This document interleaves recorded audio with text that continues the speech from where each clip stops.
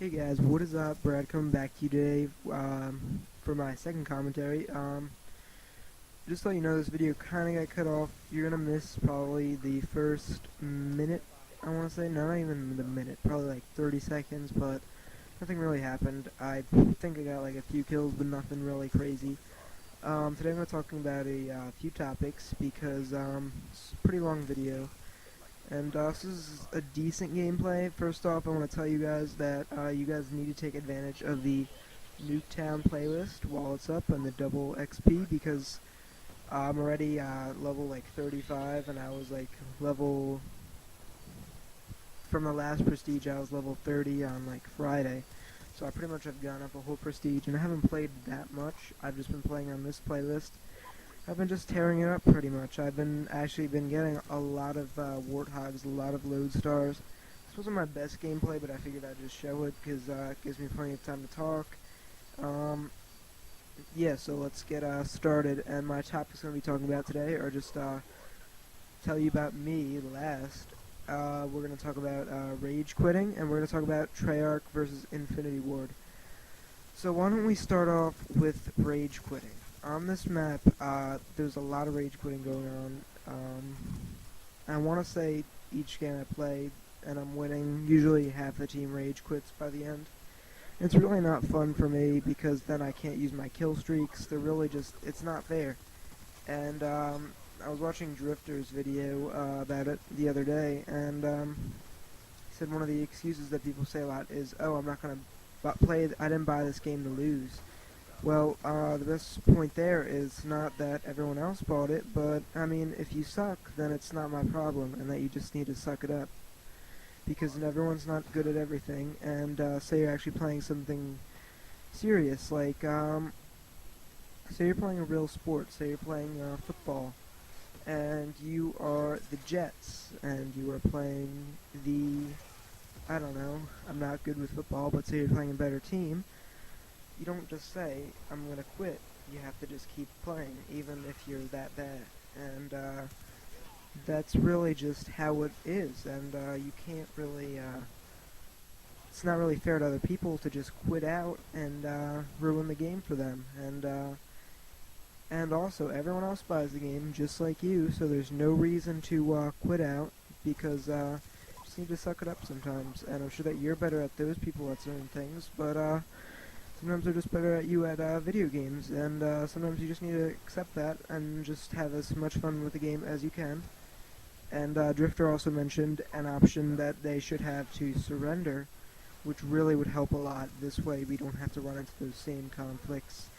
And also, like a lot of people, they need to add some penalties for people who are rage quitting.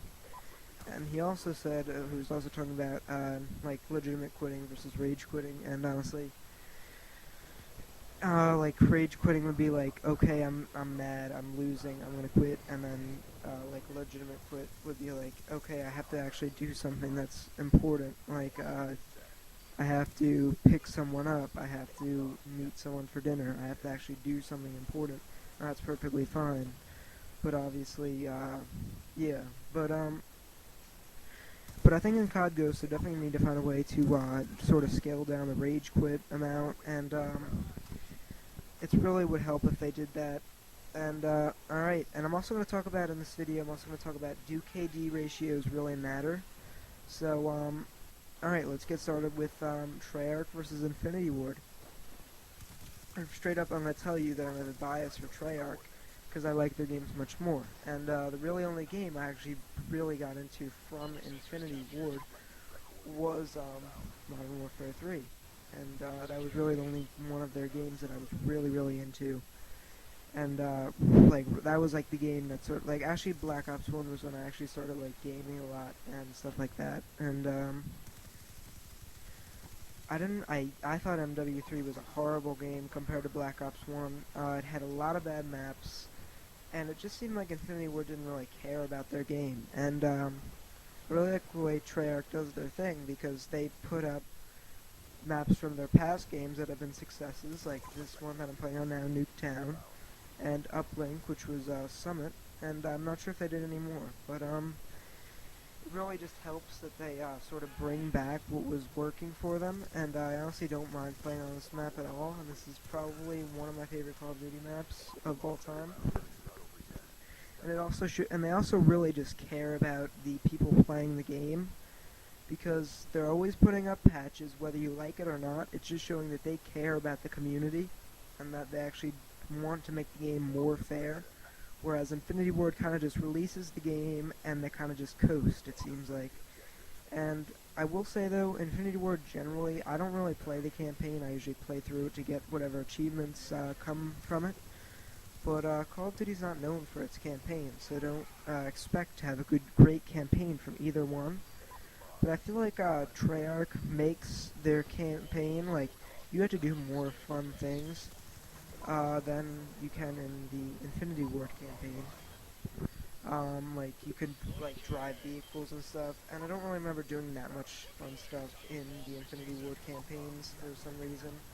And I just remember them, but I remember the Infinity Ward campaigns having a better storyline, but, that was really the, each one of them is not really great, that don't produce great campaigns, but again, it's Call of Duty, it's all about the multiplayer, it's all about the zombies. And then basically, then you have the zombies, basically, is, which is Spec Ops for Infinity Ward and just zombies for Treyarch. And Treyarch really, zombies is basically their thing. And most people, like, a lot of people buy Call of Duty from Treyarch just for the zombies.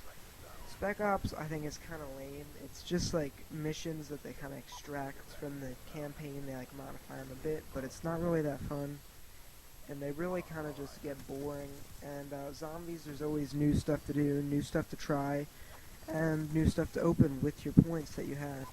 And Spec Ops, it's kind of like, okay, we'll just do it to get a few achievements. We'll just do it because we're at the top prestige. We'll just do it because we're bored, or just because we have someone over that wants to play it.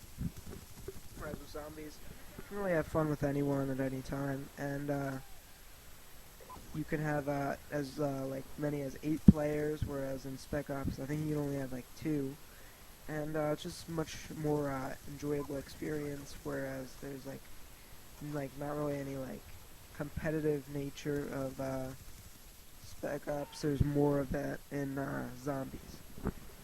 And then basically the main part of Call of Duty is the multiplayer, and I definitely believe that I already talked about it, but Treyarch really makes a better multiplayer. I think it's not that they just care more about it. And I mean, the recent sniper patch, I mean, it might be a little bit annoying, but at least they're showing that they actually care about making this game fair, as opposed to Infinity Ward, who's kind of just like, we'll just leave it. And really, in this game, I've noticed that there's not really as many powerhouse weapons as you see in an Infinity Ward game. That's generally how it is with Treyarch's games. In Infinity Ward, usually you'll get the ACR as the big killer as far as weapons go. And that really gets annoying after a while, and it's just, maybe there's like 3 weapons I feel like I can use in Infinity Ward games, whereas in Treyarch I feel like I have a decent shot with any weapon I'm using. And also with Treyarch, it just feels like it's just a more fair experience, and I feel like I just don't get bored as much playing Treyarch. Infinity Ward definitely releases a lot of lousy maps. Pretty much every map from MW3 was lousy, besides that they brought back Terminal. That was the best map, I would say, and that's not even part of the game. So yeah, that's talking about multiplayer right there. Yeah, so overall, I think that Treyarch definitely is a better developer slash studio than Infinity Ward, and but then again, I never really played MW2 that much. I think I'm like first prestige in it, but I never really played it that much. And the last thing about it is that Treyarch really, like, I don't know how much experience, I don't know if it's the same experience to prestige, but it definitely makes you feel a little bit more like, oh, I can do this if it's only 50 levels or 55 levels to prestige, whereas in Infinity Ward games it's 90 levels, and it's just a little bit more overwhelming.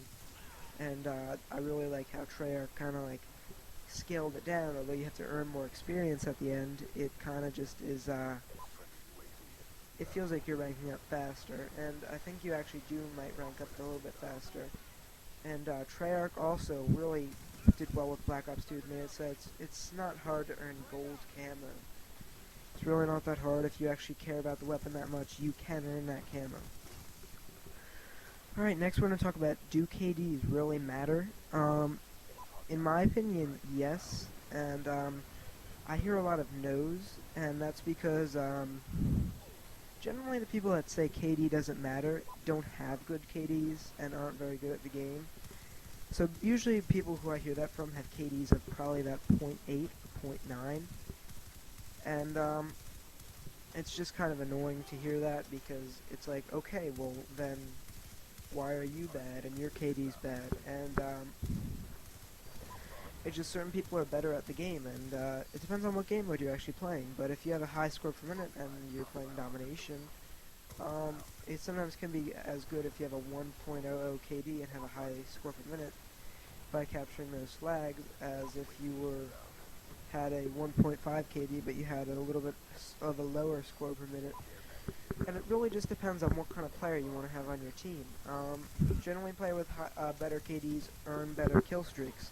And honestly, if you're a solid player, those kill streaks are going to help you win games. By just having a player that can capture points, it's not always going to help you. And but I think KD really does matter, and people definitely don't always take it as importantly as it should be taken. My KD's risen each COD I've played. I started off on MW2. I wasn't really that into it, and my KD was only like 0.6 or 0.7.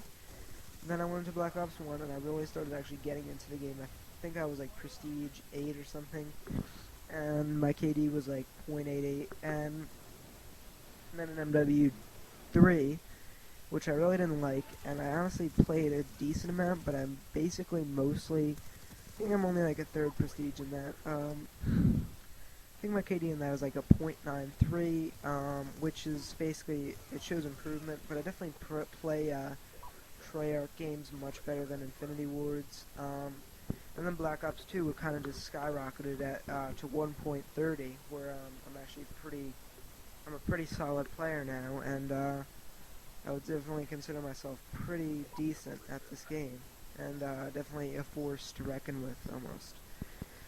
And really,